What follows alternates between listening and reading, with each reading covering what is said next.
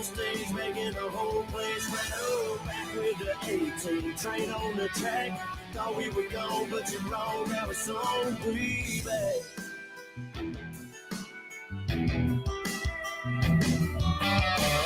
Where's a chick wearing blue jeans, a little too tight? Got a grip on koozie, if it's what she likes. Getting picked up in a pickup and kicking it with guys like us. We back in the speakers, back in black, getting blasted in the bleachers. It's probably true what my mama said. I do it just like my daddy did. We back in the saddle, back on stage, making the whole place rattle. Back with the 18 train on the track. Thought we were gone, but you're wrong. That was song 3.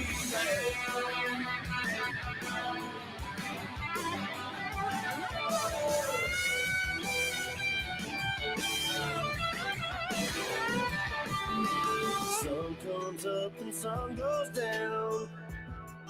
Yeah. Everything good comes back around.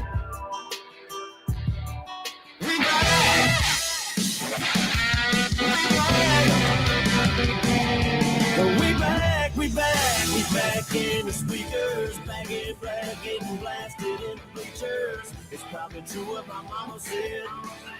I do it just like my daddy did. We back in the saddle, back on stage, making the whole place rattle. Back with the 18 train on the track. Thought we were gone, but you're wrong. That was song 3. We back. Thought we were gone, but you're wrong. That was song 3.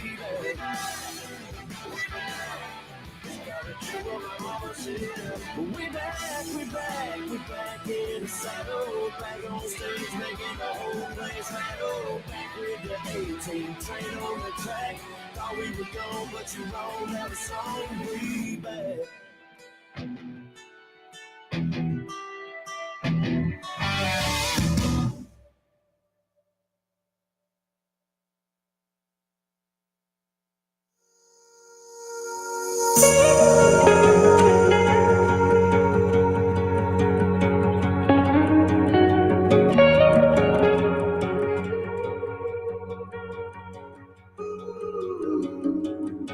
I don't ever look back.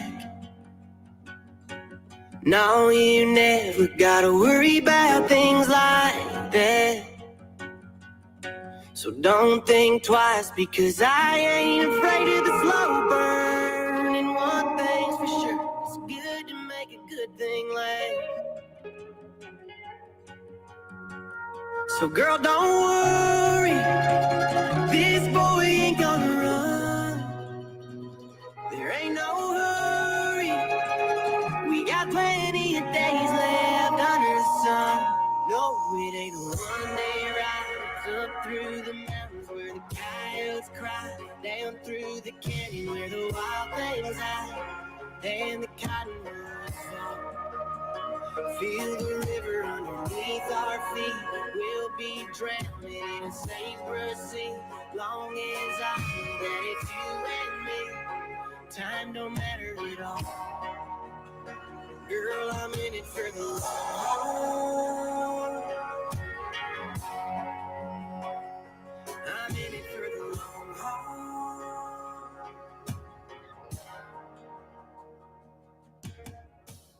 Take hold of my hand.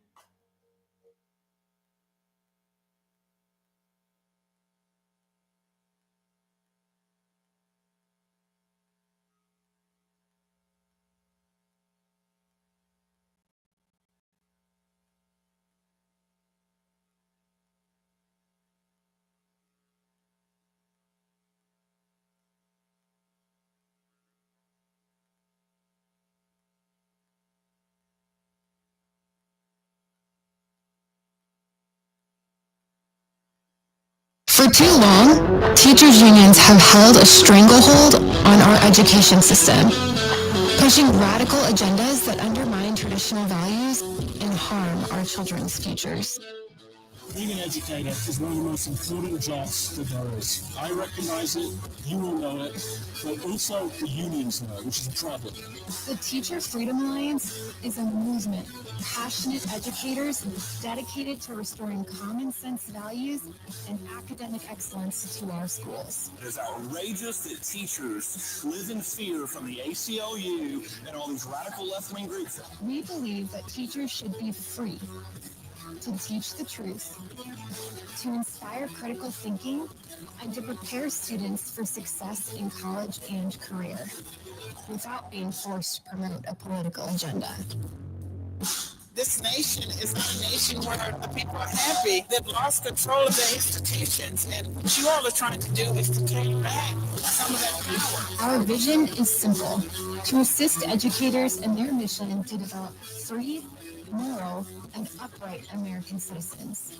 We support the right of every educator in America to pursue excellence in the classroom, free from ideological interference. That's what it takes. That's how you change what's happening in education. That's how you change what's happening in law. That's how you change what's happening everywhere. Is you say, somebody needs to do this, and I'm somebody. Public education is worth saving. Join the movement today. Goes back to basics. Let our teachers teach. Let our parents feed. And let our kids be kids. This is the Teacher Freedom Alliance.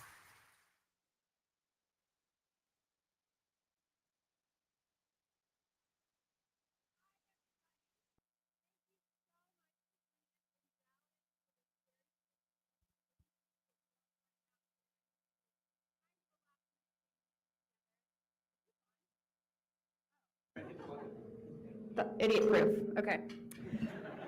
Hi, everyone. Thank you so much for joining us. I think we have 21 states represented here tonight, which is super cool. Yeah.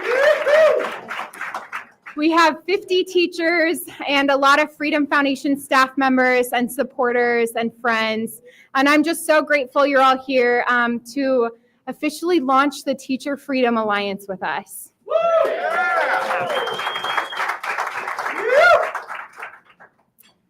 We're here tonight to celebrate a bold new chapter in the fight for our classrooms, our students, and our future. I'm thrilled to welcome you to the launch of the Teacher Freedom Alliance, a movement that is built by educators and for educators, with the mission to restore what has been lost in American education. For too long, teachers like you have felt trapped. You've told us how frustrated you are that the unions don't listen to you. They push radical agendas and drown out your voices with their own. One teacher said it really perfectly to us. They do not care about what we want. The agenda is set and they're dragging us along.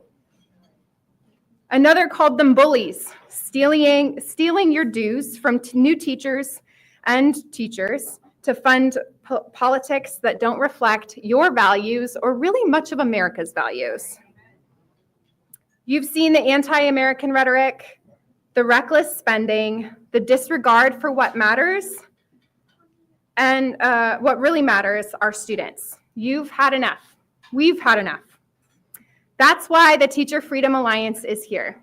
We are not just an alternative to unions. We're a rallying cry for pro-American educators who believe in traditional values and who want to teach without political interference, ready to take back control of your classrooms. Yeah. I also want to remind you that you are not alone. In here tonight are 50, we only just selected 50 of you to join us, 50 educators from 21 states. There are educators all across the country who are super frustrated, so I'm really excited that you're here with us. This isn't just about leaving unions behind. It's about building something better. For over 2 years, the Teacher Freedom Summit has brought together more than 500 educators from 35 states, proving that there is a hunger for change. Now, with TFA, we are taking that energy nationwide. We're offering superior resources, a community of like-minded educators, and a platform to advocate for excellence without costing you a dime more than your own dedication to your students.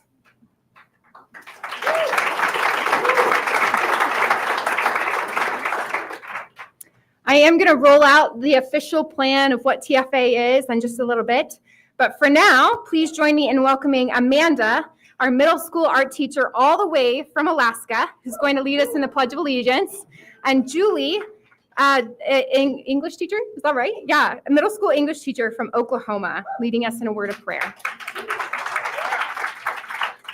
All right, please rise. I pledge allegiance to the flag of the United States of America and to the republic for which it stands, one nation, under God, indivisible, with liberty and justice for all.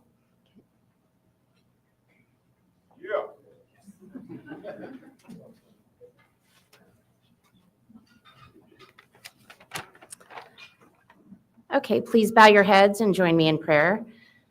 Heavenly Father, we thank you for this opportunity to celebrate the launch of the Teacher Freedom Alliance. We ask for your guidance, blessing, and protection upon this organization, the leadership, and its members to do your will. Your word tells us in Ephesians 5:11, and have no fellowship with the unfruitful works of darkness, but rather expose them. Therefore, we pray with hope and gratitude that the Teacher Freedom Alliance will work to expose the corruption of the teachers' unions that work to indoctrinate students, hold back teachers, break down family values, and fail communities. May this exposure be a blessing and inspire teachers to leave their unions so education can once again be focused on the needs of students. Finally, we thank you for this food and this gathering. May our bodies and souls be fully nourished in your word. We ask this prayer in your mighty name, Lord Jesus Christ. Amen.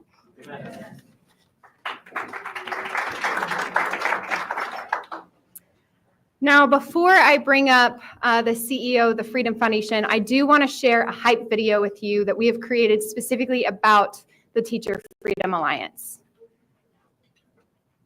Sorry, I did not. For too long, teachers' unions have held a stranglehold on our education system, pushing radical agendas that undermine traditional values and harm our children's futures. Being an educator is one of the most important jobs that there is. I recognize it, you all know it, but also the unions know it, which is a problem. The Teacher Freedom Alliance is a movement, passionate educators dedicated to restoring common sense values and academic excellence to our schools. It is outrageous that teachers live in fear from the ACLU and all these radical left-wing groups. We believe that teachers should be free to teach the truth, to inspire critical thinking, and to prepare students for success in college and career, without being forced to promote a political agenda. This nation is not a nation where the people are happy. They've lost control of their institutions, and what you all are trying to do is to take back some of that power. Our vision is simple: to assist educators in their mission to develop free, moral, and upright American citizens. We support the right of every educator in America to pursue excellence in the classroom, free from ideological interference. That's what it takes. That's how you change what's happening in education. That's how you change what's happening in law. That's how you change what's happening everywhere, is you say, somebody needs to do this, and I'm somebody. Public education is worth saving. Join the movement today. Move back to basics. Let our teachers teach. Let our parents feed. And let our kids be kids. This is the Teacher Freedom Alliance.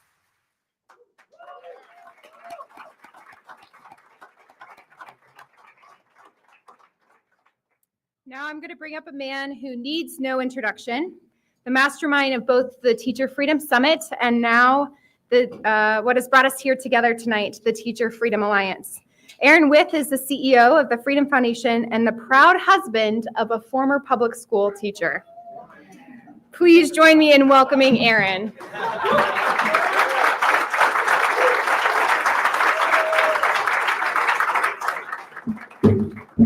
All right, thank you, everybody. Welcome to the Teacher Freedom Alliance. There we go. Thank you all for being here for this launch. The Teacher Freedom Alliance is a group that's here to serve you, our teachers, to serve you in this fight to restore traditional education values and save our education system. The teachers' unions have owned our public education system for decades now. And for decades, our kids' education outcomes have gotten progressively worse. This is not the fault of you. This is not the fault of the teachers, but it's the fault of the radical teachers' unions. You see, their agenda is not to educate our kids. Their agenda is to indoctrinate the next generation of liberal voters that will go out and push their radical ideology into the world. And they've figured out that through curriculum and through buying out politicians and controlling our schools, that they could achieve this. That's why you see them pushing critical race theory. I got a list here. Critical race theory, Black Lives Matter, diversity, equity, and inclusion, radical gender ideology, anti-Semitism, socialism, and most recently, their advocacy for transitioning minors without their parents' consent even. Notice what I didn't say. Reading, writing, or math. None of this has anything to do with preparing our kids for the workforce or the next stage in their lives. And I know teachers, as Eloise mentioned, my wife is here, Aubrey, she was a public school teacher, and I'm yet to have met one that got into teaching because they want to push this radical ideology. But public education can be saved. I believe that, and I believe it because of you in this room. The teachers that I've gotten to meet at the Teacher Freedom Summit and other places over the past few years, the teachers that show up every day because they care about our students, they care about their lives, and they care about their education. So what are we doing here? Are we just going to have some party and go back to normal afterwards? No, we're going to end the teachers' unions by ending their monopoly.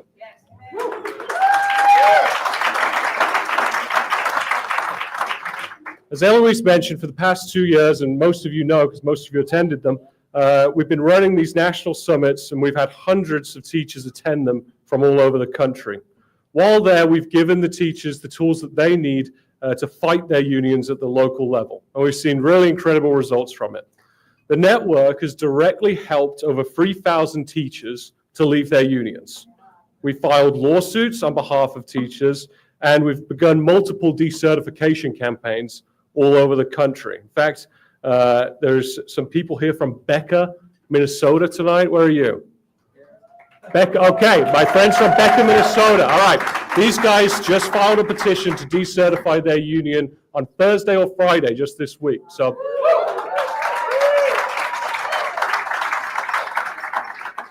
this is time for action. Now is the time to turn this from a once-a-year meeting into a traditional network that's here to stand up to union bullies and stand up for our students. The Teacher Freedom Alliance will provide benefits and resources that are far superior than anything that the teachers' unions do. We're working with our allies to provide liability coverage for teachers. We're going to provide alternative curriculum that teaches actual subject matter rather than the union's political ideology. We're going to teach them to love our country. We're going to teach them that capitalism is the best economic system ever created. And then on top of that, we're going to bring professional development credits to all of you. Stuff that actually is relevant. Again, not the union's political ideology, stuff that matters for you, stuff that you guys need. And we want to hear from you when it comes to delivering those things. On top of that, we're going to get into colleges to get to the next generation of teachers, people that seek to become teachers. We're going to show them that they don't need the unions. In fact, they're a hindrance to your profession. And lastly, we're going to reward hardworking teachers by paying them. That's right. The Teacher Freedom Alliance, through its award program, is going to give away $25,000 this year for teachers who are making a meaningful difference in the lives of their students, nominated by all of you in this room.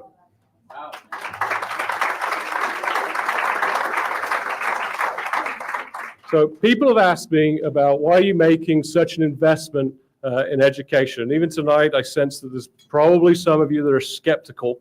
It sounds too good to be true, right? Here's why. I believe that this is worth investing in. For the little 2.5-year-old here, Amelia, and you are Amelia! Wonderful. I was trying to be emotional, Amelia. All right. I'm doing this for her. I look at the next generation that's coming up through the workforce today, but it's scary. I heard of a student yesterday, my friend Renee told me this, graduated from a high school in Connecticut with honors. She now attends UConn, a pretty good school. She's suing her high school because she can't read or write, yet she graduated with honors. This is a complete failure of our education system, and it's not acceptable. And it's the product of too much focus on woke curriculum and not enough time being spent on actually helping our kids to read. A couple of years ago, 77% of kids in Baltimore high schools could only read at an elementary level. So we don't raise taxes and throw money at this problem. Candidly, we fire crappy teachers. That's what we should do. And we should start to pay teachers more who are doing a terrific job. I run a small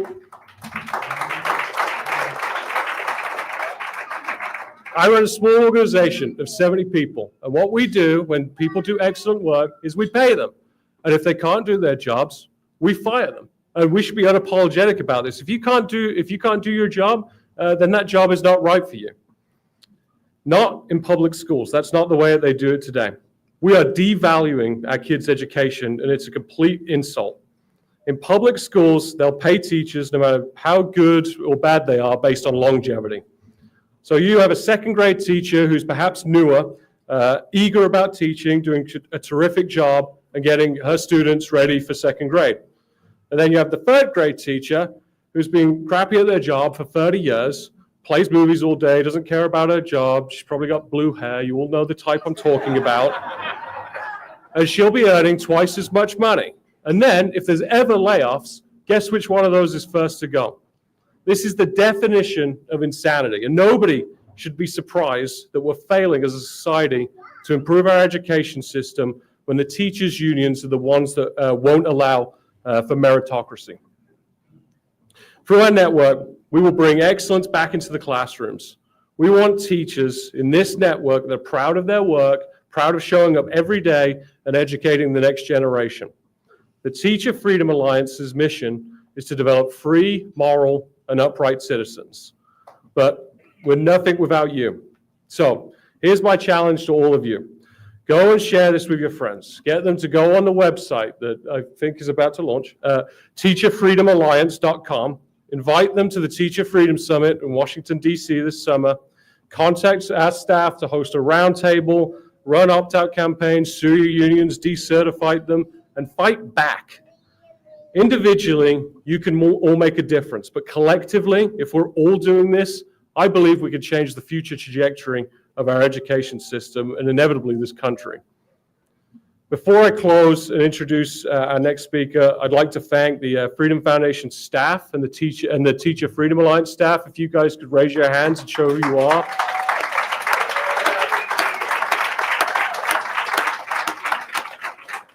I'm proud of the work that these guys are doing every single day, and in particular, please join me in thanking Eloise Branch.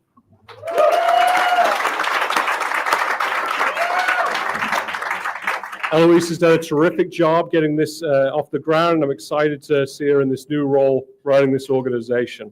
And secondly, I'd like to thank our supporters that make all of this possible. We have thousands of supporters across America that are investing in this work because they believe in teachers like you. So I'd like to thank them and any that are in this room that are standing with us as well.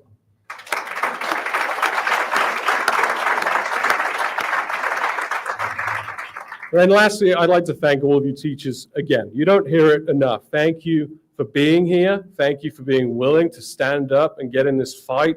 Thank you for being willing to go out and work hard every single day to change the lives of our kids.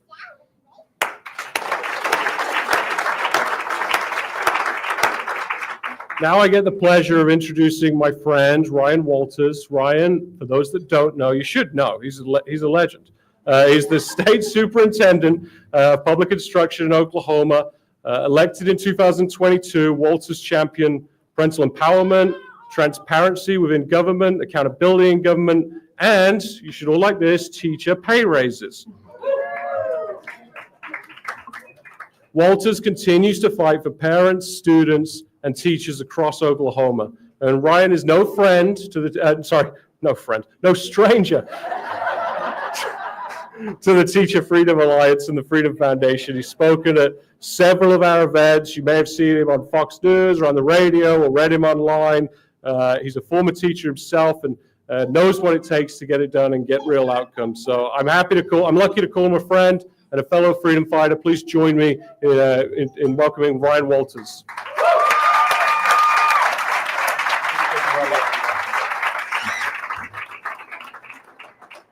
Wow, thank you for that introduction. I got to lower this a little bit. I'm not quite. What are we, Aaron? Are we use 6'7". So yeah, lower this microphone a little bit. Folks, I'm going to say, this is what winning feels like, isn't it? I mean, what a night. I'm going to tell you, as Aaron said, the Freedom Foundation, I know it does almost sound too good to be true, but I promise you it's not. Folks, I'm telling you, this is one of my absolute favorite organizations in the country because of what they have been able to do in just the last few years. I've gotten to know them over the last 3 years as I was an elected official, statewide elected official in Oklahoma, to get education back on track. And there's been no better friend to our reforms in Oklahoma than the Freedom Foundation. We've been able to, absolutely. So let me tell you some of the things we did. To Aaron's point, we launched the largest signing bonus in the country. If you're a high-quality teacher, we pay you $50,000 to come teach in Oklahoma. Okay, that's pretty good, right? If you are an exceptional teacher in your first 3 years, we put you on a path to make over $100,000 in the classroom. And to Aaron's point, the free market works. And by the way, I always tell him, I'm just going to warn you. I use these opportunities as recruitment. I'm here to recruit you. I'm here to recruit you to move to Oklahoma. If you're not like my friend Julie Collier and you're not in Oklahoma, she's a rock star, by the way. Let's give Julie a round of applause. Teacher from Oklahoma here. And when we find rock star teachers like her, my staff will run something by me. I'm like, well, did you talk to Julie? What did Julie say? Well, have her talk to the teachers that she knows because they're going to give us good, high-quality feedback. But I say, hey, I'm going to use this as a recruiting effort. I'm going to try to get all of you guys to move to Oklahoma tonight. But guys, this works. This works. Free market principles in education. Getting the teachers union out of the way. Let's talk about the teachers unions for a minute because I'm telling you, they are on the run. They are on the run. I just got into a little bit of a Twitter back and forth with Randy Weingarten this morning. We do that about every other week, because she is fighting mad that President Trump's about to do away with the Federal Department of Education.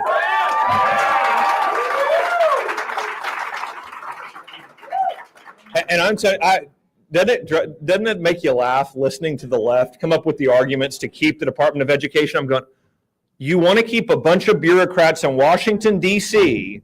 to tell our teachers in the classrooms how they should teach math, how they should teach our kids that America is an evil, racist country, how they should tell them that Common Core should dictate their curriculum, not them, that they shouldn't teach kids to love this country. Oh, see you later. Get rid of that department. I'm going to tell you guys something. President Trump is going to get that thing done. That thing is going to be done. It's going to be done. But again, so much of this is what Aaron talked about tonight. You get rid of bureaucracy. You introduce the free market. And I'm going to tell you something. He made a great point. He talked about, when you meet teachers, again, guys, this is kind of like Christmas for our family. We love, they were going, well, where's my teacher? Where's my teacher? Well, they're not here tonight. But, guys, this is exactly when I talk to parents, what they want from their teachers. They want a great teacher that is excited about coming to school, that wants to teach math, that's excited about Americans' history, wants kids to be patriotic, is excited about their job and about the difference they can make in kids' lives. But what we've seen is the teachers' unions have completely weaponized their role. They don't look after teachers. They don't look after kids.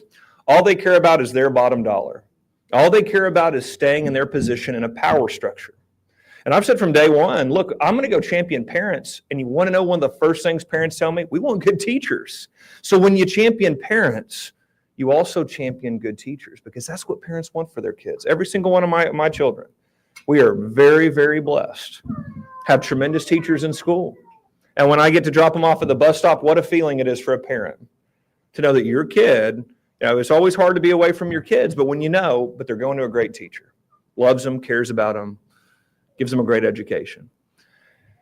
You are the rock stars making this happen. And I'm going to tell you, the left has been exposed. They've been exposed. I'm going to tell you guys, until last year, the Republican Party never polled better than the Democrats in education. And then last year we saw it flip. Well, why did it flip? But I'm going to say this. I'm going to tell you why I think it flipped. Because I think Republicans finally started being very direct on a vision for education. It wasn't just, we don't want that. You started hearing leaders across the country articulate what they wanted in the classroom. We were very clear. I'm going to fight to get the teachers' unions out. I want them out of every classroom in Oklahoma. We've been working with the Freedom Foundation to get them out of the way. All those efforts I just told you about, $50,000 signing bonuses, merit pay for teachers. Would it shock you to know that the teachers' union fought me on every single one of those? Isn't it amazing? And we did, so you know what I did with that? We did a statewide public relations campaign. I said, you know what? We're going to expose who these people are, that we want to give the biggest signing bonuses in the country, and they don't want it. Because remember, for them, they don't want in particular teachers getting benefits. What they want is, no. You do it all across the board so that way we get more of a cut of that. So they fought that. They fought merit pay. And again, we put together little videos and said, okay, here's what the teachers union is for. We played clips from their national convention, some of that you saw today, which, by the way, mortified most Oklahoma teachers, going, are you kidding me? They're up there advocating that we should call pedophiles minor attracted persons in the classroom. How do you defend that? Well, folks, as you know, the union doesn't always walk in when they go to recruit teachers and lead with that, do they? They don't. A lot of times they hide the things that they're out advocating for at the national level. So we told the teachers in Oklahoma, here's what they advocate for. Okay, 40% of our dues in Oklahoma, union dues, go to the NEA. So we showed them this is what they advocate for nationally. And then we showed them what they tried to kill locally. They tried to kill those signing bonuses we gave you. They tried to kill the merit pay that gives up to $120,000 a year for a teacher that's high quality. And guess what? I'm happy to announce our teachers union membership is at a 30-year low in Oklahoma. And the other thing that we did that I love talking to you all about at the last Freedom Foundation conference, I spent a lot of time afterwards, and I mentioned in my speech about discipline reform that we launched. We launched a discipline reform that said, guess what? We're going to allow kids to learn and teachers to teach. So you know what? If a student is a problem that has to be removed from the classroom, administrators, if you send that kid back to the classroom to disrupt that teacher's day, we will hold you accountable. So we passed a teacher's bill of rights that said they will not allow disruption. Administrators, that's on you. The teacher's job is to teach. Your job is to create the culture and the order in a school so that they can teach. Now, you're all looking at me like that's common sense, right? But as you know, that's been lost in so many districts today. As a matter of fact, that's one of the number one things I hear from teachers that are leaving. We don't have the support that we need.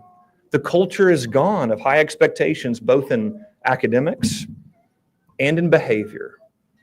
And we've been unapologetic. We're getting that back. One of the first nasty letters I got from the Biden administration was, we saw what you said about discipline and your new guidelines, because we said schools, we're no longer going to penalize you if you suspend kids or send kids to detention if they're disrupting the class. We're not going to punish you for that. Because as you know, so many times in education, the incentive structure is totally off, right?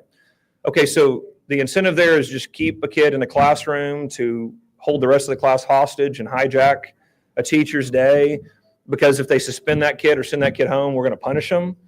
So we looked at that. Well, I got a little nasty email from the Biden administration that said I was racist for that, by the way. I don't know if you know that. That was a racist policy, and that we needed to stop or they would look at taking our federal funding. So I had a little fun with the response, by the way.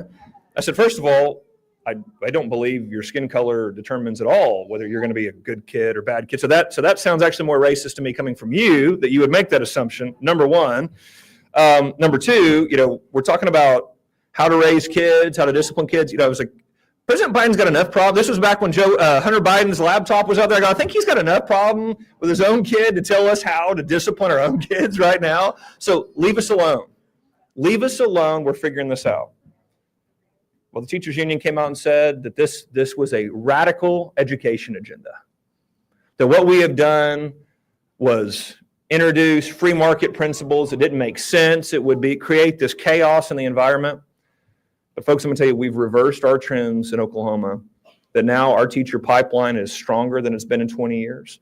We've got more students enrolled to be teachers in our education programs than in 10 years. And we were able to bring in more teachers from out of state last year than we had since we've been keeping those statistics. Because these common sense measures are what you want to see. That's how you recruit young people to get in the profession. It's how you get great teachers who left to come back. And it's how you get good teachers who are this close to walking away.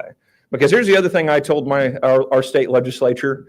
I've got to knock on wood because this has got to happen. Trying to codify our teacher signing bonuses where we can do that indefinitely.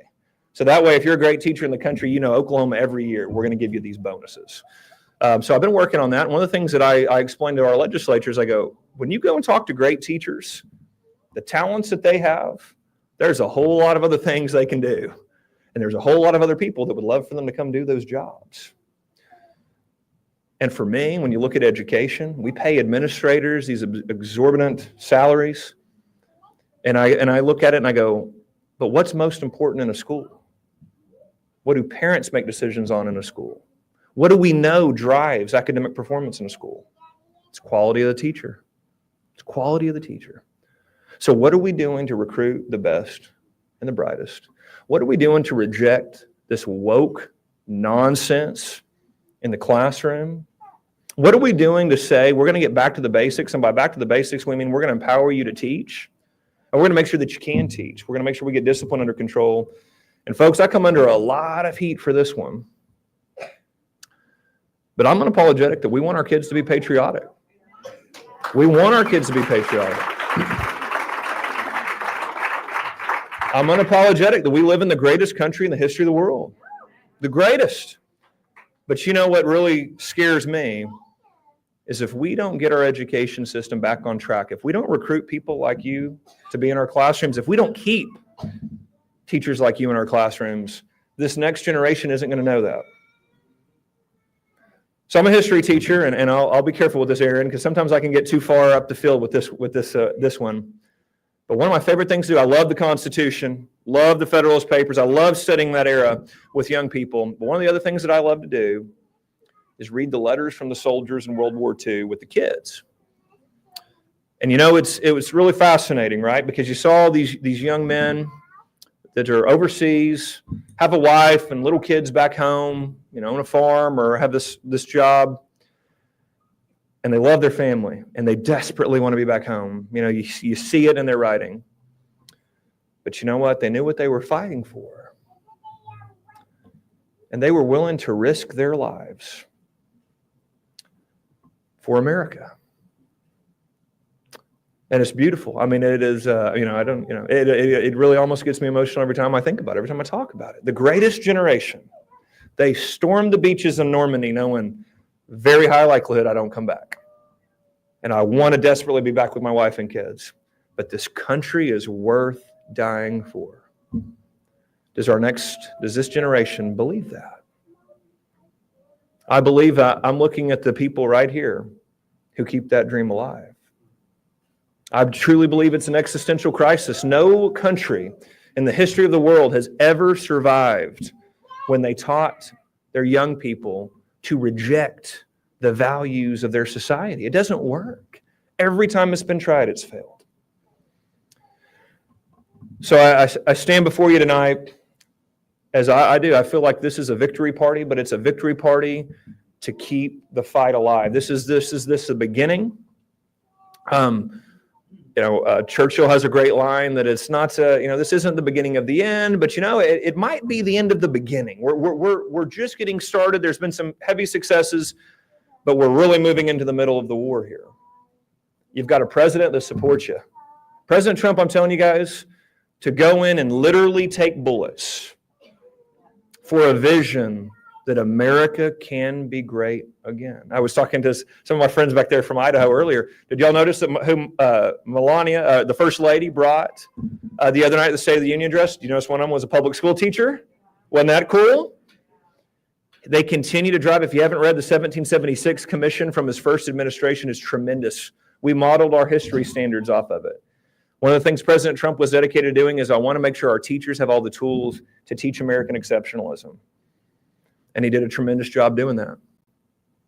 In Oklahoma, I'm coming under a lot of fire because I said, listen, the foundational documents are these. You have to have the Constitution, you have to have the Declaration of Independence, but guys, guess what? The Bible played a major role in American history. That's not pushing religion. That's not trying to tell kids they have to be a Christian, by no means. But what I am saying is it was literally the most purchased book in American history. It was the most cited book in American history. By the way, just to show you what an understatement that is, the most referenced book by our founders at the Constitutional Convention was not just the Bible. It was the book of Deuteronomy was cited more than any other book. So think about that. But think about how much that's been driven out of the curriculum, how much that's been driven out of our schools. So I said, look, we're the first in the country that we are absolutely bringing the Bible back. Our kids will learn from it. It's not pushing religion, it's pushing history. It's understanding what made America. And that's absolutely part of it. We can't allow the left to gaslight our young people. And I am tired of the left using teachers as pawns to push their agenda. Our teachers are the professionals that will take this country back to greatness, teach this next generation that this country is worth fighting for. This country is worth dying for. This country is the greatest hope in the free world today, is a strong America, and a strong America that defends its values. That is the best hope for anybody, no matter where they are in the world, is a strong America that fights for those values. Kids, I told the kids I'd let them come up here. Then will y'all come up here real quick? Kids and my wife, real quick. I want to make one final point here. And then I think Aaron and I are doing a Q&A, right? We're going to do a Q&A next. So this is Violet, my oldest, Ella, Benjamin, and Samuel. Okay, it's Benjamin Winston Franklin, right? Of course. Samuel Lincoln Joseph. I had to get all the history, biblical names. He named all the boys. I named the boys, so it's like they're going to all be historical names. And my wonderful wife, Katie. I want to tell you all, thank you so much, because this right here is what you are doing. You are helping families know that their kids get a good education, that every day when they go to school, they jump on the school bus to go to their local public school, that they're getting a great education. And I'm going to tell you something. Like I said, they're looking around for their teachers tonight. They're like, where's Miss Williams? Where's she at? I go, well, she's not here tonight. But they love their teachers. And I'm going to tell you, it means the world to our family that they've got great teachers. And this is what you all are impacting exponentially every day. Our families that love you dearly, that cherish you. And folks, that's something that kids, they often forget to tell you that, don't they? But I hope that you know that to be true. That you are making an incredible difference in so many lives for children, and families are so appreciative. So thank you for the work you're doing. And guys, remember, tonight is just the beginning. Thank you all. Please tell family, tell friends, tell colleagues about the Freedom Foundation. I couldn't speak more highly about their work. So thank you guys so much for having me tonight, for having us.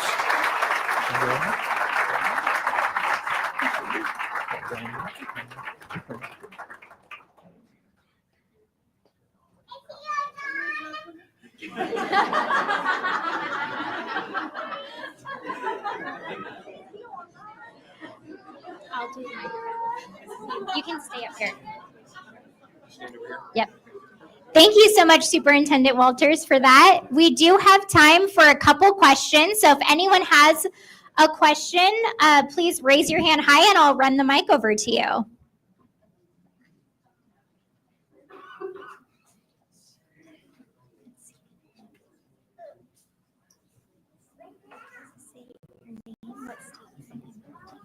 Hi, Hi, I'm Stacy Adair. I'm from Colorado Springs, and I teach English as a second language. I'm in a unique position to see what's happening K through 5. And before we get rid of the Department of Education, can we get rid of Common Core? Amen to that. Listen, I completely agree. I'll sit back here. You can hear me a little bit. I completely agree. She said, by the way, if you can't hear, when are we going to get rid of Common Core? So one of the things I've had the honor of getting to meet with, President Trump's team and President Trump, talking to them several times about this. I said, look, we've got to quickly eliminate all of these regulations very, very quickly. We talk about decentralization. We've got to make sure that you do that in totality. And folks, I will tell you, I have been incredibly impressed with the amount of detail that Linda McMahon, President Trump, his senior team have taken into.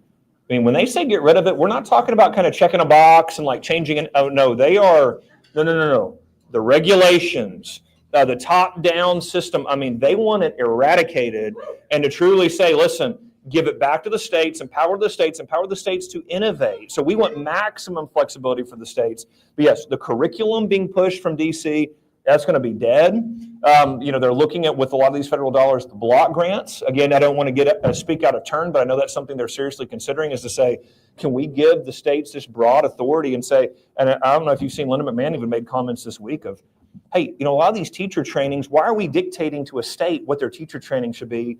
Give them the money, let them figure out how that they want to train their teachers, what's more valuable. And that's one of the things that we've always tried to say as well as, and you guys know this, I won't get too in the weeds unless you want me to, about the feds, every dollar they give you, they have all these terms, all the things that they dictate to you. And so many times we look at them and go, I mean, our teachers, that doesn't help them at all. I mean, we could do it, we could take the money, but I think it's a waste of their time.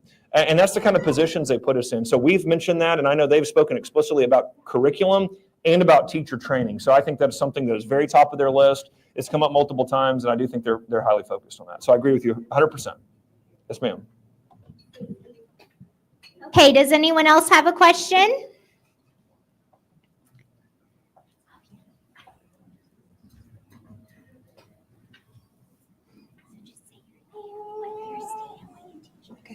I'm Cheryl Roper. I'm from Washington State. I'm a French teacher, and actually I'm an admin intern, so I'm kind of bridging both worlds right now.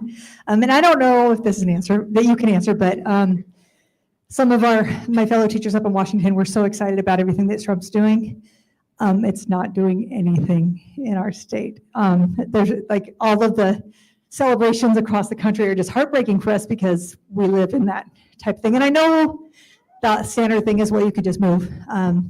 So I just wondering, since you and and Donald Trump are such good buddies, any ideas of where that's going, or any hope for the future for those of us that are stuck in beautiful places with very strange policies?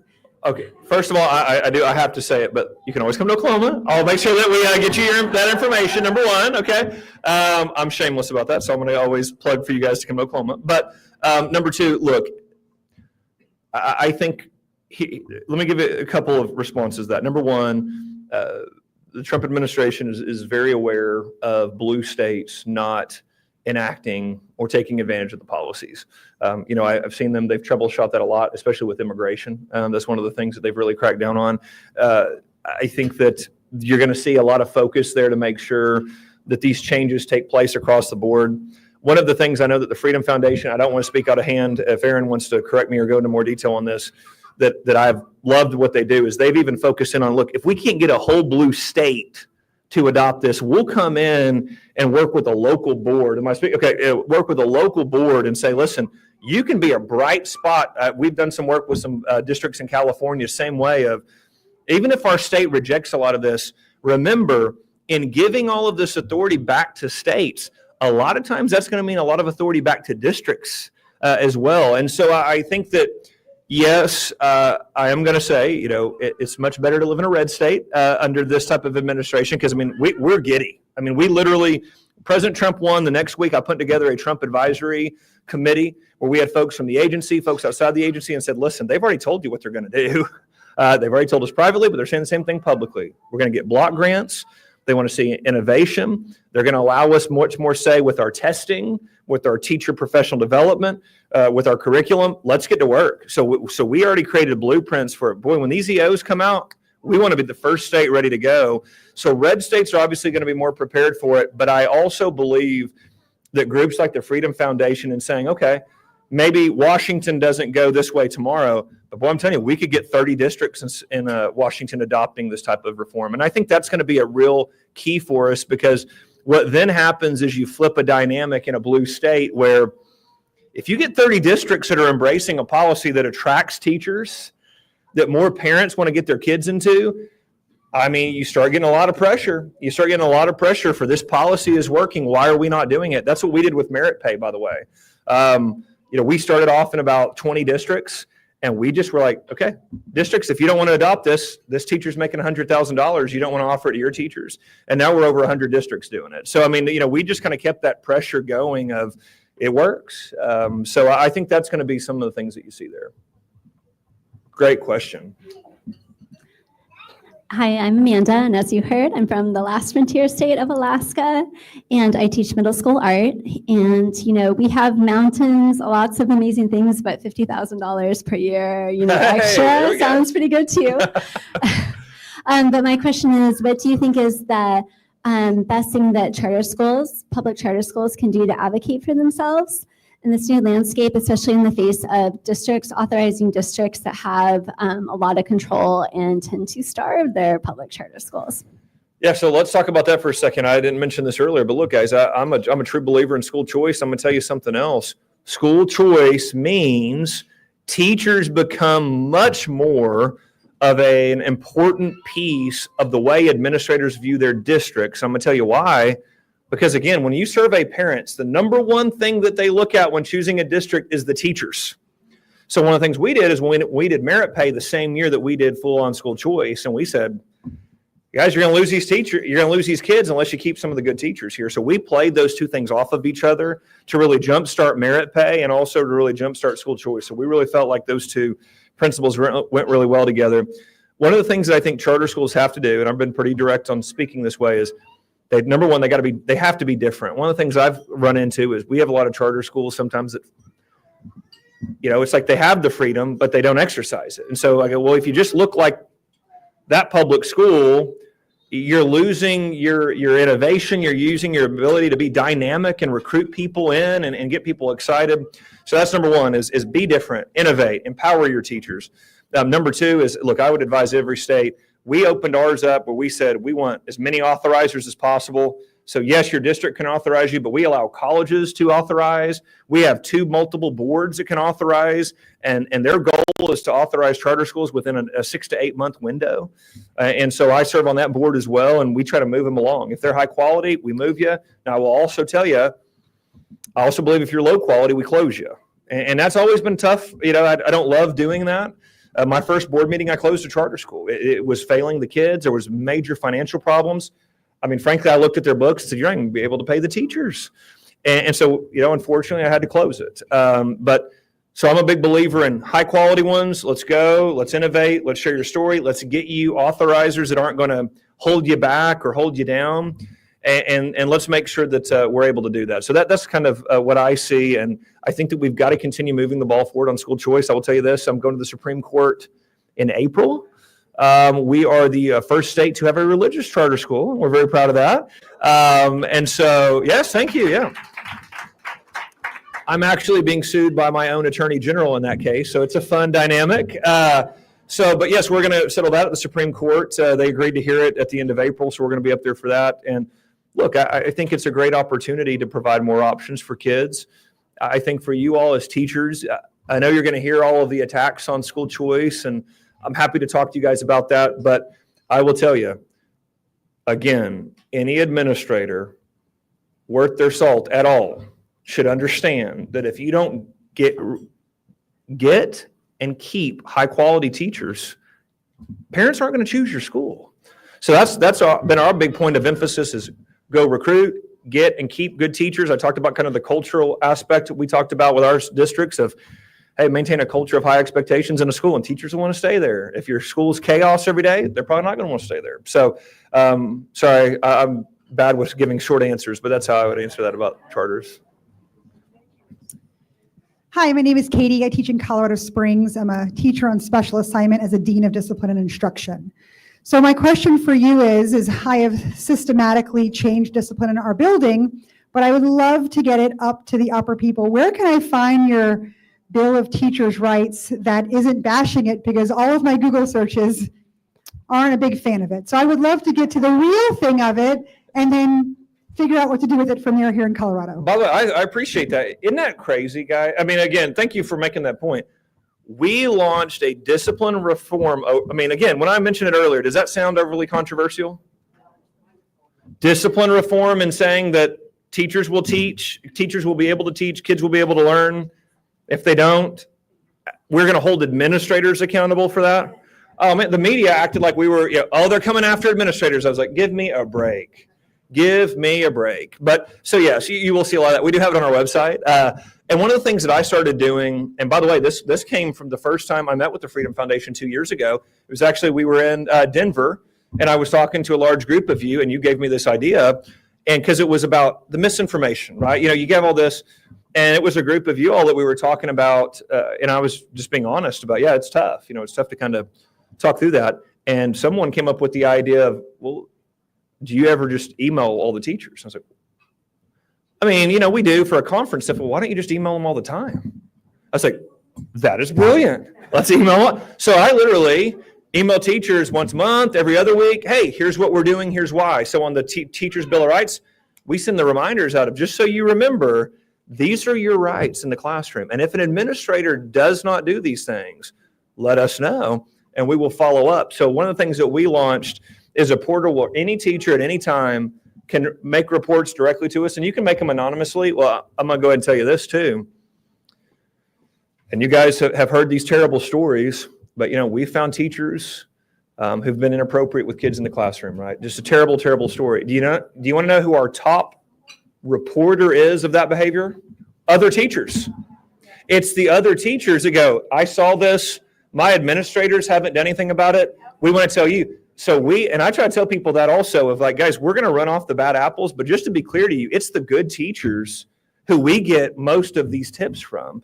And so we opened up a line of communication with teachers. It's not only if something happens to you or if you see something that's illegal or I mean, anything. I mean, it can be the whole enchilada there of what you write us about, but we flag anything that's about misbehavior, any issues around that. So that's been very, very vital for us to be able to respond when teachers' rights haven't been protected around those guidelines. But yes, man, we've got them on our website, but I'm happy we just launched a new website. So hopefully it's a lot better.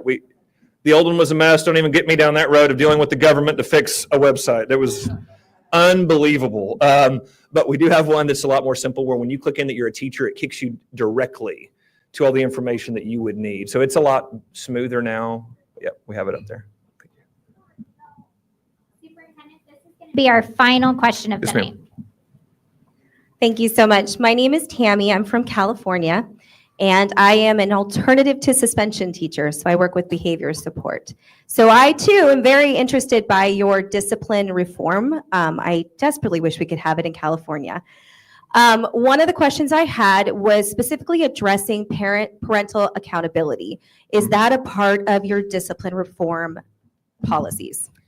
It is. And by the way, I appreciate what you're doing. I was a public school teacher. I also worked in special ed. I also did some work in alternative ed as well. And I think it's really important because, listen, you all know every kid's different. You saw my 4 kids. They're very different. I've got Violet here who, I go in her room. She's reading her books every night. And then sweet Ella, she doesn't like to read her books, but she loves to do math problems. So you guys know how it is. Different dynamic with every kid. And so I think that, the alternative classroom is a great one. We've tried to incentivize that and make sure that we're giving flexibility when necessary. One of the things we launched was kind of a point system for kids in these alternative programs to say, you got to work your way back in. So if you get in trouble, you kind of got to prove to us that you actually mean it before we put you back in kind of a general classroom, because If we just put you back in there and you're disruptive, now we're kind of doing it. So you actually need to prove to us that you're going to uphold kind of the guidelines before we put you back in school. But that's kind of another part of that. One of the things that we've done is, and I got criticized for this. We launched the largest tutoring program in state history. We identified students that were more than a grade level behind in reading and said, you have to go to tutoring 2 times a week. And by the way, someone has to be with you every other time. That's a parent or a guardian or someone the parent signs off on, an adult. And I got a lot of pushback. I went into one of our biggest districts and they said that they're not going to come. Okay, well, then we're going to tell them we're going to hold their kid back. And guys, I will tell you, I had to fight on that one. And I said, well, you're going to tell them the kids have to be held back. I go, if the kid's not hitting the standard, here's my belief, we're lying to that kid. Okay, so we move them on to 4th grade. I mean, they try to make you sound like you're a jerk or something like that. No. I think the wrong thing to do is advance the kid to the next grade when they're not able to do the work for the next grade. How do you think that's going to play? Like, let's walk down that. How do you think that's going to play out? And so we told them, listen, I mean, I'm sorry, your kid's more than a grade level behind. If they can't catch up, then we're going to have to hold your kid back next year. We don't want to, but they're going to have to go to summer school. They're going to have to catch back up. Well, guess what happened? We found it. We got a lot of parents. We had over 95% participation. Because what happened was, this again, if mom, dad couldn't go, grandma or grandpa would go, or aunt or uncle would go. And so we got it into a consistent, and one of the things that we did is we always brought the parents in to say, listen, here's why you're here. We're here because we want you to be able to support this at home. We're going to do an hour here, but really you have, if you'll back this up at home and you'll do 3 hours a week, we can catch back up. And we also told them, we expect you to log in to see where the progress every week. And we can see that on our end. And folks, again, those are fights we had to take on. There were a lot of folks that fought us on that and really said, that they won't do it or they can't do it. And that's where I would tell you guys, you all know, that's one of the things teachers know. Again, I appreciate, I'm looking around the room and you guys are nodding at some of this stuff. And I'm not telling you anything that's something super profound, is it? It's something that if you just go around and talk to some good teachers, they'll tell you pretty quick. But it is hard. I always tell people this, it's hard to be a good teacher. I mean, in every way. If you're holding kids to a high standard, what happens? Sometimes, you could sit there and put a movie on and go about your day, but if you're actually trying to make sure that all 20-something kids are hitting a high standard and are holding them accountable, and when they're falling behind, bringing mom and dad in and talk, guys, that's tough. That's tough work. But we've got to listen to the teachers. We've got to work with the parents, and we've got to forge this path. It is absolutely worth it.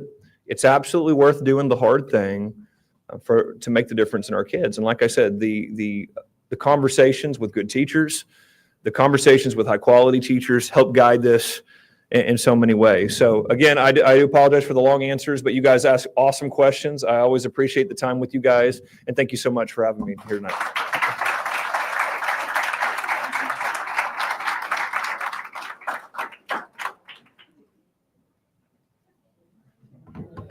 Well, speaking as a Coloradan, I think that we should make all of our state education commissioners or superintendents have to go to Ryan Walters boot camp. That was awesome. Thank you so much, Superintendent Walters. All right. So before I get into the schematics, programmatic stuff of what Teacher Freedom Alliance is actually going to be, how you can sign up, I want to thank a few people first. First, I want to thank the amazing women who put this entire party together. Rachel and Allie, where are you guys? I see Rachel back there. They are part of the TFA launch team, and I could not have done anything in the last 3 months without them. They are superstars. Thank you so much from the bottom of my heart. I'm so happy to be working on this project with you all. With you both. I also couldn't do this without Aaron, Mike, Joey, the comms team, and the rest of the Freedom Foundation. This has been such a pleasure to watch grow over the last few years, and it only was able to happen with all of your support. So thank you guys. Thank you for all of your hard work.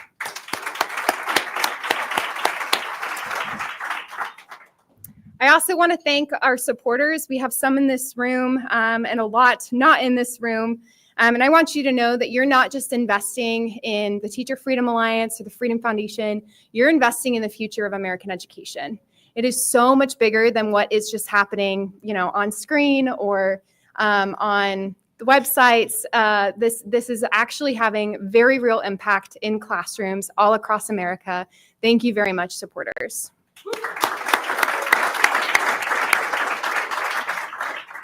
We know that 90% of all school children in America go to a public school.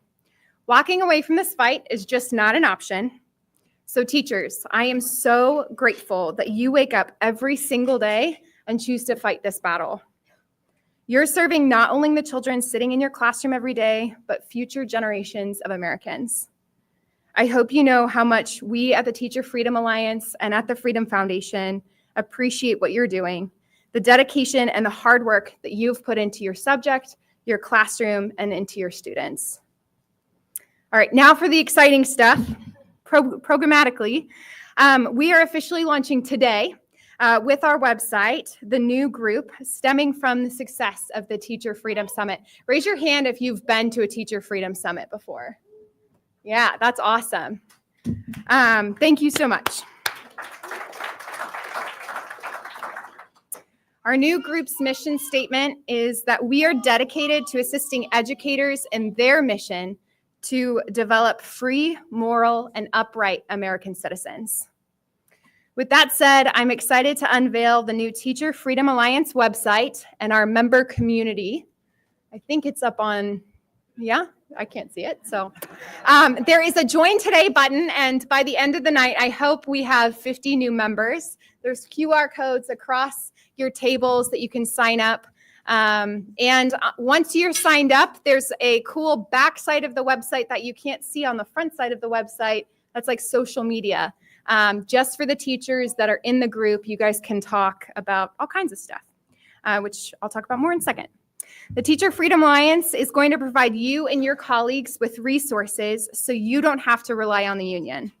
Instead, you can count on the Teacher Freedom Alliance for liability insurance through our partners, alternative curriculums, and professional development hours that are dignifying to your profession. That means that we're not going to be shilling you woke, DEI, SEL, like just really rude and unprofessional professional development hours.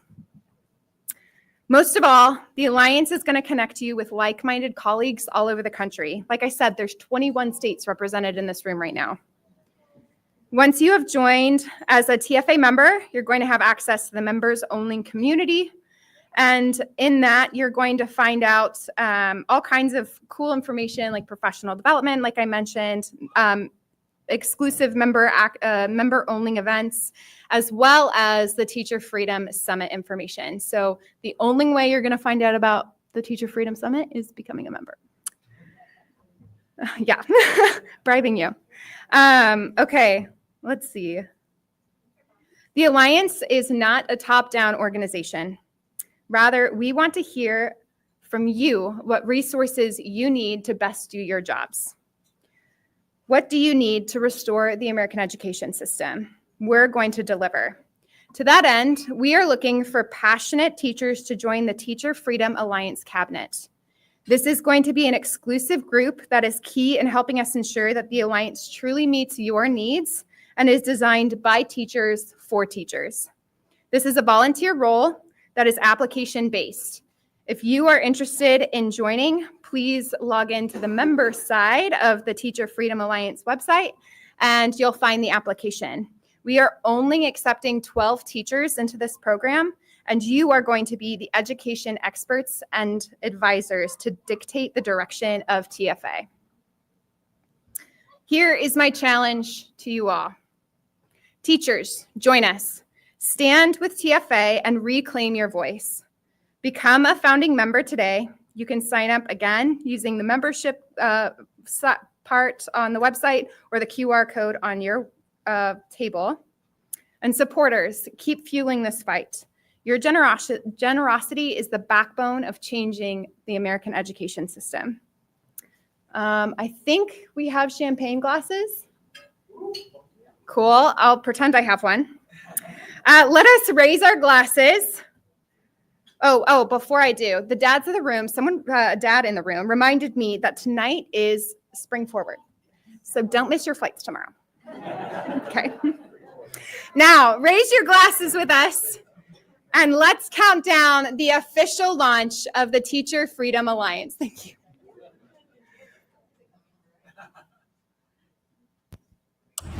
10, 9, 8, 7, 6, 5.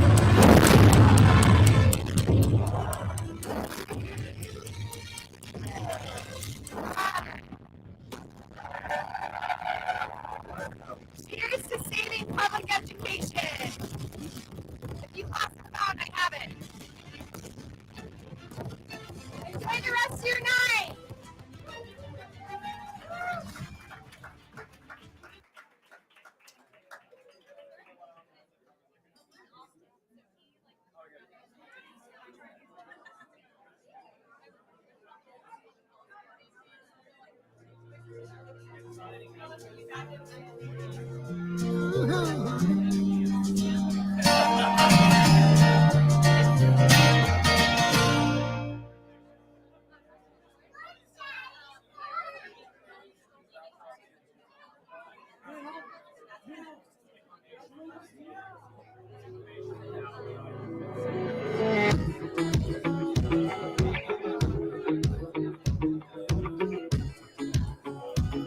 Teachers, when you sign up tonight, you're officially a founding member and you get founding member merch. Just might run the pool table, roll your eyes if I call you an angel. Ain't you one of them girls? Ask you to dance, you say no, just to see how far I'll go. Your song comes on and your eyes close, that's when I know, yeah. You got your heart on lockdown. Got a wall I gotta knock down. Kinda wanna do a shot now. Come on now. You one of them girls that ain't trying to meet nobody. You're just here for the party. If I'm wrong, then stop me.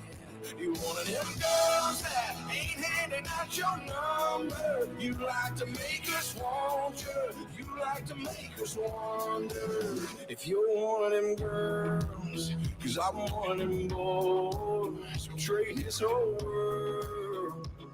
Yeah. For one of them girls who likes to act all quiet, sexy, not even trying. Yeah, you know I ain't lying. Damn right, you one of them girls broke every heart in your hometown. On the day you rolled out, got them all wishing on stars, man. Have I found one of them girls?